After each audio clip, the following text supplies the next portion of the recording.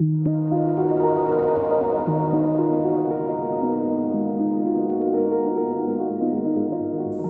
journée à vous.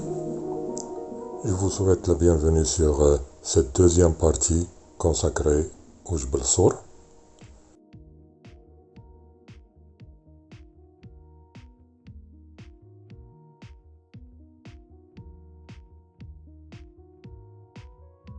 Alors là, on va essayer de travailler par étapes et notre première visualisation sera celle du contact anormal représentant la nappe de charriage.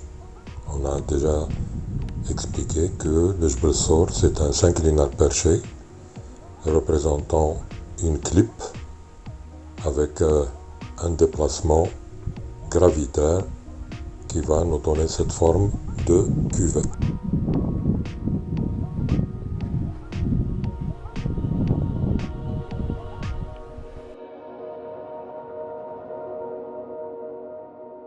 L'état des observations actuelles, le Jbel Sour est donc une nappe de charriage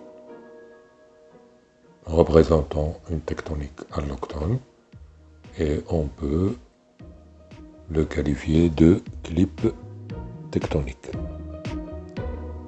Donc il n'est pas possible de le replacer dans sa position originelle.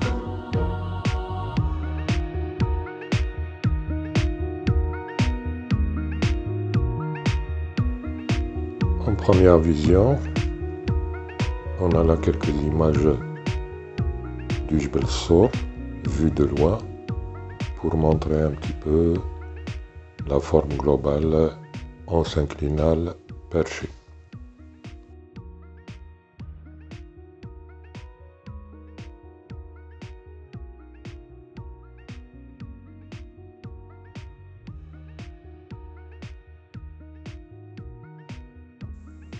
Donc, pour ce travail, on va suivre la méthodologie observée pendant une sortie de terrain pour des étudiants de géologie, un petit peu du niveau licence et master. Donc on ne va pas détailler comme dans une étude scientifique de recherche poussée, mais voir un petit peu comment on va réaliser le travail sur le terrain. Cette vue aérienne, on voit la position du Jbel Sour tout à fait à l'est par rapport aux autres cuvettes. On voit le contact avec la cuvette du Defilet et avec celle d'Adendim. Une forme plus ou moins allongée nord-nord, ouest-sud-sud-est, avec des faciès qui apparaissent plus différenciés vers l'ouest et vers le sud-est.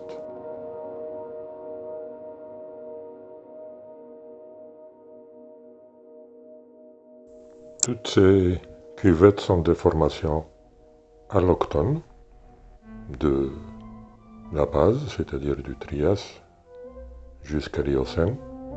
Alors là, entre parenthèses, toutes les formations n'apparaissent pas au niveau de toutes les cuvettes et on peut avoir des lacunes qui vont apparaître.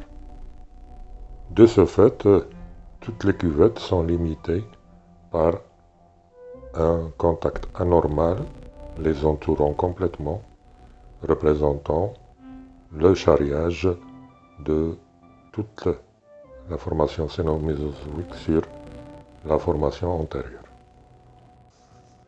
Alors ce sont des synclinaux perchés du point de vue structural et géomorphologiquement on parle de relief préalpin. Alors c'est quoi? C'est des synclinaux qui restent surélevés par rapport à des anticlinaux qui se sont effondrés au niveau de zones de faille. L'âge de ces décollements, on peut les rapporter à la phase atlantique principale et sont contemporains ou postérieurs au dépôt Mio-Pliocène et antérieurs au Villafranchien inférieur. Ce dernier se dépose aussi bien sur les terrains autochtones que sur les terrains allochtones. Mécanisme de glissement, le mouvement est amorcé par les failles inverses qui ont formé la chaîne de haute Atlas. Et par la suite, le mouvement se poursuit par gravité, ce qui nous fait dire que ce sont des nappes de charriage gravitaire. Donc le décollement et le mouvement est essentiellement dû à la gravité. Donc on le voit sur cette image. Le document de base, c'est la carte topographique sur laquelle on va essayer de cartographier l'ensemble des formations en vue d'avoir une vue globale de ce domaine. À escompter est de réaliser une esquisse géologique qui va nous servir par la suite pour une caractérisation lithostratigraphique et paléogéographique. Sur ce schéma, on voit l'ensemble de la formation du Jebel Sor et on voit très bien cartographier le contact anormal représentant le niveau de charriage et qui va entourer plus ou moins globalement l'ensemble de ce Jebel. Ce contact anormal se fait au niveau du Trias, donc représenté par des siltes, des grès silteux et du basalte fini-triasique. Par endroits, on va voir que le contact se fait avec le lias, donc la base de la série mésozoïque. Et dans certains cas, dans certains secteurs, on va voir que on peut observer aussi des basaltes et des siltes allochtones. C'est-à-dire on a un contact entre silt et basalte de la nappe de charriage avec les siltes et basaltes du soubassement. La description de ce contact anormal de charriage se fera par secteur et on commence par la partie ouest de ce Jebel Sor. Vers la gauche, on voit la série basaltique et les siltes triasiques. En contact avec, à droite, on le voit, là où il y a le village en bas, le lias, et qui va se suivre vers le nord-est par le Doguer rougeâtre, par l'Abtao Arbienne, cette corniche blanchâtre, puis l'Infrasonomania rosâtre, et puis le Cénomanoturonien au milieu, en haut, qui apparaît plus ou moins. Donc on voit très bien le contact de cette série mésozoïque avec le basalte et les siltes triasiques. Si on continue vers le nord-est, on va voir la série rougeâtre sénonienne qui se termine par une barre blanchâtre qui est le maastrichtien, et puis on entre vers des formations cénozoïques vers le bord droit en haut de la vidéo. On voit vers l'ouest le contact avec les basaltes qui entourent la cuvette du Tafilelt en haut à gauche. Et puis vers le milieu gauche, on a deux grandes masses basaltiques qui bordent le Jebel Sor vers l'ouest. Et puis on va se déplacer tout le long de cette zone pour voir un petit peu ces basaltes. En se déplaçant vers l'est, on voit des lambeaux de basalte éparpillés, de petites masses et de grandes masses, et on voit très bien une masse encastrée dans des formations liasiques avec une grande perturbation au niveau de ce dernier niveau qui est le lias. Des masses rougeâtres et sombres sont des siltes et des basaltes finis triasiques, et on les voit très bien mélangés à des niveaux blanchâtres. Là, ce sont des brèches tectoniques et on a un mélange entre toutes ces formations. En continuant, on va voir ces lambeaux tout le long de ce contact anormal, donc caractérisé par des brèches tectoniques.